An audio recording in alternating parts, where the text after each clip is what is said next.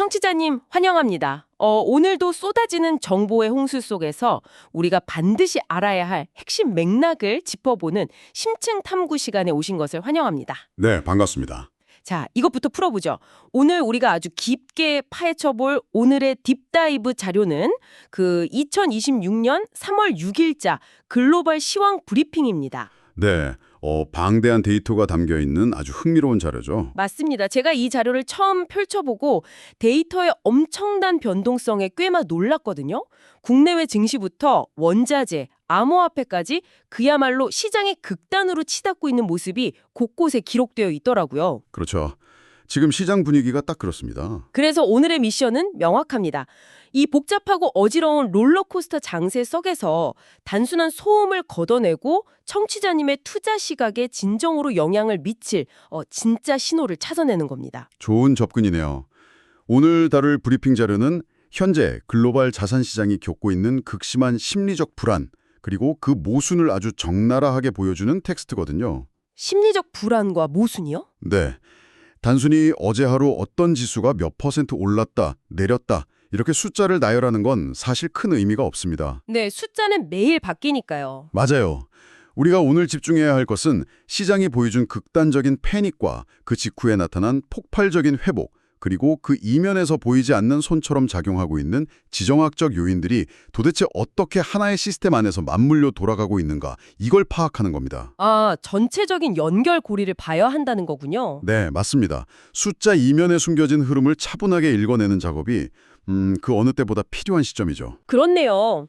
그래서인지 오늘 브리핑의 첫 페이지를 장식한 국내 증시 데이터는 와, 정말 비현실적으로 느껴질 정도였습니다. 숫자가 엄청났죠? 네, 코스피가 무려 9.63% 상승해서 5,583.90을 기록했고요. 코스닥은 무려 14.10%가 치솟으면서 1,116.41로 마감했습니다. 17년 만에 나온 최대 1일 상승폭이었죠. 맞아요. 기록도 놀랍지만 장중에 매수세가 너무 강하게 몰려서 매수 사이드카까지 발동됐잖아요. 네, 프로그램 매매 호가 효력을 5분간 정지시키는 그 브레이크 말이죠. 네네. 시장에 과열을 식히는 브레이크가 걸릴 정도로 어마어마한 매수 주문이 쏟아졌다는 뜻이니까요. 섹터별로 봐도 제조업이 17.50%, 의료 정밀이 17.32% 상승했고 시가총액 1위인 삼성전자도 하루 만에 네, 11.27% 급등했습니다. 이 숫자들만 보면 그야말로 역대급 V자 반등의 축제처럼 보이거든요. 여기서 정말 매력적인 부분은 따로 있습니다. 수치 자체만 떼어놓고 보면 확실히 축제 분위기인데 이 화려한 폭등의 이면을 들여다보면 아주 기묘한 모순이 숨겨져 있거든요. 모순이요? 어떤 부분에서요? 시장 전체가 10% 안팎으로 치솟았으니까 당연히 외부에서 거대한 자금이 쏟아져 들어왔을 것 같잖아요. 그렇죠. 돈이 들어와야 주가가 오르니까요. 그런데 실제 수급 데이터를 보면 전혀 다른 이야기가 펼쳐집니다. 오늘 이 장을 멱살 잡고 끌어올린 주체는 혹시 개인 투자자들인가요? 네, 맞습니다. 개인 투자자들이 무려 419만 주를 순매수했습니다. 반면에 시장을 냉정하게 바라보는 기관과 외국인은 어땠을까요? 글쎄요. 같이 샀으려나요? 아니요. 각각 345만 주, 178만 주를 순매도했습니다. 팔고 나갔군요. 네, 즉 지수는 17년 만에 최고치로 폭등했는데 전체적인 자금 흐름 자체는 오히려 시장에서 빠져나가고 있었다는 뜻입니다. 마이너스였다는 거죠. 지수는 폭등하는데 실제 큰 돈은 빠져나가고 있었다. 이거 비유하자면 약간 연료 탱크에 구멍이 나서 기름이 콸콸 새고 있는데 자동차는 엑셀을 끝까지 밟아서 시속 200km로 달리고 있는 엄청 아슬아슬한 상황이네요. 네, 그 비유가 정확히 현재 코스피 상황을 설명해 주네요. 언제 멈출지 모르는 질주 같은데요. 외국인과 기관이 짐을 싸서 떠나고 있다면 이 상승장의 동력을 마냥 신뢰할 수만은 없겠습니다. 겉으로는 엄청난 속도로 달리고 있지만 동력의 질을 따져보면 굉장히 불안한 구석이 많죠. 다만 하나 짚고 넘어가야 할 점은 외국인이 한국 시장을 완전히 버리고 떠난 것은 아니라는 겁니다. 아, 완전히 떠난 건 아니다. 네, 브리핑 자료의 세부 항목을 분석해보면요. 외국인들은 방산, 에너지, 그리고 방금 말씀하신 삼성전자 같은 특정 종목들에 대해서는 강력한 체리피킹, 선별 매수를 했군요. 맞습니다. 글로벌 지정학적 불안 속에서 확실한 이익이 보이는 피난처나 주도주만 장바구니에 담고 나머지 시장 전체에 대해서는 여전히 보수적인 태도를 취하고 있다는 뜻입니다. 그렇군요. 맛있는 체리만 골라 먹고 나머지는 안 본다는 거네요. 그렇죠. 결국 기관과 외국인의 전반적인 매도세가 앞으로도 지속된다면 청취자님들도 지금의 이 폭등이 언제든 다시 극심한 하락 변동성으로 돌변할 수 있다는 경고 신호로 받아들이셔야 합니다. 겉보기에 화려한 불꽃놀이만 볼 게 아니라 그 화약을 누가 터뜨리고 있는지 수급의 질을 봐야 한다는 말씀이네요. 정확합니다. 자, 그럼 한국 시장이 이렇게 극단적이고 불균형한 수급으로 아슬아슬하게 달리고 있다면 미국 시장은 어떨까요? 정말 흥미로워지는 부분은 바로 여기입니다. 네, 미국장이죠. 태평양을 건너 미국장으로 시선을 돌려보면 지표가 굉장히 이질적입니다. S&P 500, 나스닥, 다우존스 모두 등락률이 정확히 플러스 0.00%로 마감했거든요. 네, 소수점 둘째 자리까지 완벽하게 0.00이었죠. 한국 증시는 하루에 14%가 뛰는데 미국은 완벽하게 숫자가 멈춰 있습니다. 겉보기엔 호수처럼 평화로워 보이는데 장중 흐름도 이렇게 고요했나요? 전혀 고요하지 않았습니다. 0.00%라는 숫자는 거센 폭풍우가 지나간 후에 만들어진 우연한 결과값에 불과해요. 장중에는 난리가 났었나 보네요. 네, 브리핑의 장중 동향을 살펴보면 장 초반 분위기는 상당히 험악했습니다. 중동에서 불어온 인플레이션 압력, 그리고 무엇보다 미국 연방준비제도, 즉 연준의 향후 금리 정책에 대한 불확실성이 시장을 덮쳤거든요. 금리 정책이 흔들렸군요. 네, 그래서 나스닥과 S&P 500이 0.4%에서 0.5% 가까이 하락하며 출발했습니다. 시장이 금리 인하라는 기대감을 조금씩 거두어들이면서 패닉 셀링이 나올 뻔했죠. 그러다 회복한 건가요? 네, 다행히 장 후반에 서비스업 지표가 호조를 보이고 간신히 투자 심리가 회복되면서 떨어졌던 폭을 겨우 다 메우고 0.00%라는 턱걸이 마감을 한 겁니다. 와, 백조가 물 위에선 우아하게 떠 있지만 물 밑에선 미친 듯이 발차기를 하고 있었던 거네요. 폭락을 겨우 막아낸 아슬아슬한 보합세였다는 건데 맞습니다. 백조 비유가 아주 적절하네요. 오늘 브리핑을 보면 미국 증시의 구조적 위험성에 대한 경고가 비중 있게 다뤄지고 있더라고요. 소수 고위험 종목의 비중이 너무 집중되어 있다고요? 그 부분이 바로 오늘 브리핑에서 청취자님들이 눈여겨보셔야 할 핵심 포인트 중 하나입니다. 소수 종목 집중이요? 네, 현재 미국 증시를 견인하는 것은 극소수의 거대 기술주들입니다. 최근 한국 코스피가 특정 테마나 몇몇 대형주에 의해 지수가 크게 흔들렸던 것과 정확히 일치하는 패턴이 아, 미국 시장에서도 나타나고 있다는 거군요. 그렇습니다. 이 소수의 핵심 종목들이 지수 전체를 떠받치고 있기 때문에 이 종목들의 악재가 발생하거나 차익 실현 매물이 쏟아지면 지수 전체가 도미노처럼 무너질 수 있다는 팽팽한 긴장감이 저 0.00%라는 숫자 뒤에 숨어 있는 겁니다. 극소수 종목에 의존하는 시장이라 생각보다 살얼음판이네요. 여기에 더해서 브리핑 뉴스 목록을 보면 이 팽팽한 시장의 유동성을 흔들 만한 새로운 변수 하나가 눈에 띕니다. 네, 신규 IPO 소식이죠. 맞습니다. 바로 국내 핀테크 기업인 토스의 상장 소식입니다. 토스가 미국 증시에 상장한 뒤에 국내 상장까지 동시에 추진하는 방안을 검토 중이라면서 금융당국에 질의를 넣었다고 하더라고요. 아주 흥미로운 움직임이죠. 이런 대형 신규 IPO 소식이 현재 글로벌 증시에 어떤 영향을 미치게 될까요? 거시경제의 불확실성이 크고 유동성이 제한적인 상황에서 조단위 몸값을 자랑하는 대형 유니콘 기업의 동시상장 이슈는 시장의 자금을 빨아들이는 일종의 블랙홀 역할을 하게 됩니다. 자금을 확 빨아들이겠네요. 네, 기존에 상장되어 있던 기술주나 다른 섹터에 머물러 있던 자금들이 신규 IPO의 수익률을 쫓아서 대거 이동할 가능성이 높죠. 아, 돈이 그쪽으로 쏠린다는 거군요. 맞습니다. 안 그래도 소수 종목에 자금이 편중되어서 변동성이 내재된 미국과 한국 시장에 자금의 이탈과 쏠림을 유발할 수 있는 또 하나의 복잡한 방정식이 추가된 셈입니다. 제 불확실성을 언급하셨는데 사실 오늘 브리핑에서 가장 드라마틱한 흐름을 보여준 곳은 증시가 아니었습니다. 그럼 어디였죠? 우리가 보통 FICC라고 부르는 채권, 외환 상품 시장이었습니다. 특히 국제유가가 엄청난 롤러코스터를 탔어요. 이걸 더 큰 그림과 연결해보면요. 현재 글로벌 자산시장 전체가 펀더멘털보다는 지정학적 뉴스 한 줄, 루머 하나에 얼마나 심하게 흔들리고 있는지 명확하게 볼 수 있습니다. 뉴스 한 줄에 시장이 흔들린다. 네, 자료에 명시된 이란의 에너지 인질 작전이 대표적이죠. 중동의 군사적 긴장감이 고조되고 호르무즈 해역 봉쇄에 대한 공포가 퍼지자마자 국제 유가가 불과 5일 만에 16%나 수직 상승했습니다. 5일 만에 16%요? 네, 전 세계가 제2의 오일 쇼크를 우려하면서 패닉에 빠지는 듯했죠. 와, 5일 만에 16% 급등이라니 실물 경제에 미칠 타격이 엄청날 텐데요. 그런데 더 황당한 건 그 직후의 반응입니다. 그렇죠. 금방 진정됐죠. 네, 미국과 이란 사이에 물밑 접촉설이 돈다는 뉴스 한 방이 나오자마자 그 치솟던 유가에 극브레이크가 걸렸습니다. 맞습니다. 결국 WTI 원유가 배럴당 76.81달러, 전일 대비 2.62달러 오르는 선에서 급등세가 진정됐단 말이죠. 전쟁 공포도 평화에 대한 기대감도 결국 팩트가 아닌 뉴스 한 줄과 루머에 결정된다는 게 참 씁쓸하면서도 무섭습니다. 그것이 바로 오늘 오프닝에서 말씀드린 소음과 신호를 구분해야 하는 이유입니다. 호스트, 소음과 신호요? 네. 현재 원자재 시장은 펀더멘탈, 즉 실제 원유의 수로와 공급이라는 신호보다는 공포 심리라는 소음이 가격을 완벽하게 지배하는 구간에 들어서 있습니다. 심리가 지배하는 장이군요. 이런 극심한 불확실성 속에서는 다른 거시 지표들도 요동칠 수밖에 없죠.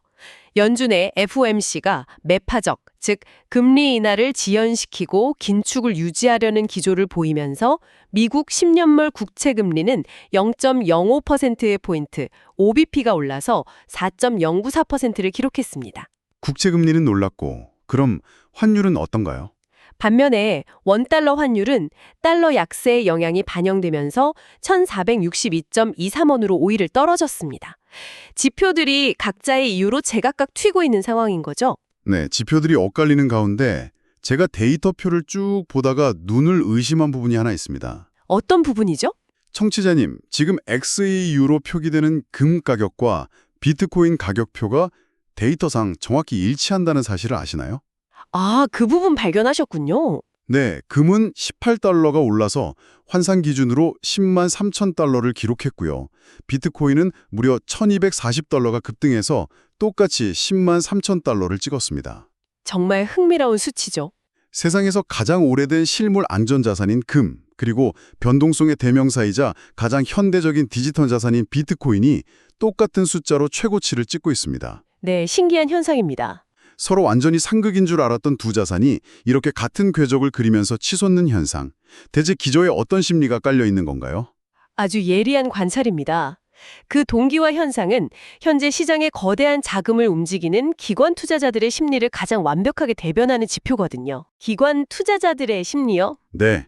전통적으로 금은 인플레이션이나 방금 말씀드린 중동의 전쟁 같은 지정학적 위기가 올 때 피난처로 쓰이는 확실한 안전자산입니다. 누구나 인정하는 안전자산이죠. 그런데 비트코인이 금과 완벽하게 같은 방향으로 상승하고 있다는 것은 시사하는 바가 큽니다. 브리핑에서도 비트코인 상승의 주요 원인으로 ETF 순유입 지속을 꼽고 있잖아요. 네, 상장지수 펀드로 돈이 계속 들어오고 있다고 했죠? 즉 기관의 거대 자금들이 비트코인을 단순한 투기 종목이 아니라 기존 법정화폐의 가치 하락이나 기존 금융 시스템의 구조적 위험을 회피하기 위한 새로운 대체 피난처로 인정하고 아, 피난처로 보고 돈을 쏟아붓고 있다. 맞습니다. 돈을 쏟아붓고 있다는 의미입니다. 금과 비트코인이 동시에 오른다는 건 결국 전 세계 큰손들이 현재 시스템 자체에 대한 신뢰를 잃고 대대적인 해지에 나섰다는 강력한 신호입니다. 전통적인 화폐와 시스템을 못 믿겠다는 거시적인 불안감이 금과 비트코인이라는 두 개의 구명조끼에 동시에 바람을 불어넣고 있는 거군요. 정확한 비유입니다. 이렇게 깊게 파고들수록 브리핑의 숫자 하나하나가 마치 정교하게 짜인 스릴러 영화 대본처럼 읽힙니다. 시선을 좀 더 넓혀서 글로벌 증시 동향도 마저 살펴보죠. 네, 글로벌 동향도 중요하죠. 아까 잠깐 언급된 중동 리스크의 여파가 지역별로 완전히 다르게 나타나고 있더라고요. 유럽 증시 같은 경우 영국의 FTSE 100 지수가 0.755% 하락하는 등 전반적으로 파란불, 즉 하락세를 보였습니다. 유럽은 아무래도 에너지를 외부에서 많이 가져와야 하니까요. 네, 지리적으로나 에너지 의존도 측면에서 중동발 충격에 유럽이 가장 취약하기 때문이겠죠. 반면에 중국 상하이 지수나 호주 증시는 자원 및 소재주들을 중심으로 오히려 상승 흐름을 탔습니다. 자원 부국이나 제조업 중심 국가들은 또 다르게 반응한 거죠. 그렇죠. 한편 일본 니케이 지수는 0.75% 하락하긴 했지만 엔화 약세가 지속되면서 수출주들은 오히려 강세를 보였다고 분석되어 있습니다. 국가별 상황에 따라 온도 차이가 극명합니다. 세계 경제가 하나의 이슈를 두고도 각국의 처지에 따라 완전히 제각각으로 반응하고 있네요. 그래서 이게 다 청취자님께 무슨 의미일까요? 지표 분석은 여기까지 하고 이제 실전으로 들어가 봐야 할 텐데요. 네, 앞으로가 더 중요하죠. 오늘 그리고 다음 주까지 거시지표 발표 일정이 빽빽합니다. 시장은 이미 연준의 스탠스 하나, 루머 하나에 극도로 예민해져 있는 상태란 말이죠. 이런 지뢰밭 같은 상황에서 기존의 주식과 채권을 일정 비율로 나누는 전통적 포트폴리오가 과연 방어력을 발휘할 수 있을까요? 쉽지 않겠죠. 당장 우리는 어떤 지표들을 주시해야 합니까? 브리핑의 마지막 장, 주간 증시 캘린더에 우리가 대비해야 할 핵심 트리거들이 나열되어 있습니다. 당장 오늘 3월 6일에 시장의 방향성을 통째로 흔들 수 있는 굵직한 발표들이 대기 중이거든요. 오늘 어떤 것들이 있나요? 아침 8시에는 한국의 2월 소비자 물가지수, 즉 CPI가 발표되고요. 밤 22시 30분에는 미국 시장의 향방을 가를 핵심 지표, 바로 비농업 고용지수와 실업률이 발표됩니다. 예측치가 어떻게 되죠? 현재 시장의 예측치는 비농업 고용 5만 8천 명 증가, 실업률 4.3%입니다. 만약 이 수치들이 예측치보다 높게 나오면 어떻게 되나요? 만약 높게 나온다면 연준의 금리 인하 트레감은 완전히 꺾이면서 시장은 다시 한번 패닉셀링에 빠질 수 있습니다. 어우, 긴장되네요. 게다가 다음 주 화요일인 3월 10일에는 한국의 1분기 GDP 발표까지 기다리고 있죠. 줄줄이 대기 중이군요.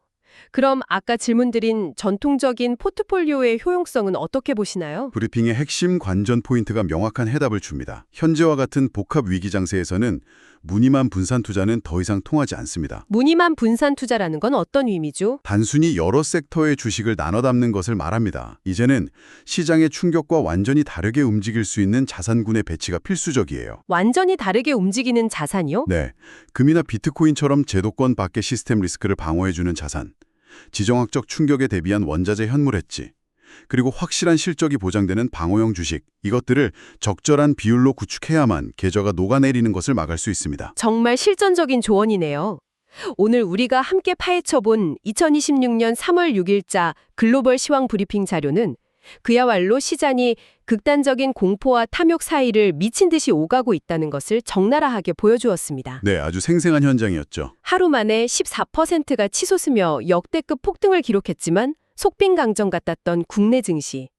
단 며칠 만에 16%가 폭등했다가 뉴스 한 줄에 진정된 국제유가. 그리고 기존 금융 시스템에 대한 불신을 등에 업고 나란히 10만 3천 달러 고지를 밟은 금과 비트코인까지요. 맞습니다. 청취자님, 오늘 우리의 딥 다이브를 통해 느끼셨겠지만 단순히 화면에 깜빡이는 빨간불과 파란불의 등락률만 쫓아다니는 것은 이 거친 시장에서 생존하는 데 아무런 도움이 되지 않습니다. 겉으로 보이는 숫자가 전부가 아니니까요. 네, 그 거대한 파도를 만들어내는 지정학적 이권 다툼, 보이지 않는 곳에서 빠져나가는 수급의 불균형, 그리고 시장 참여자들의 근원적인 두려움이라는 이면의 흐름을 읽어내는 것이야말로 진정한 투자의 첫걸음일 것입니다. 이건 아주 중요한 질문을 던집니다.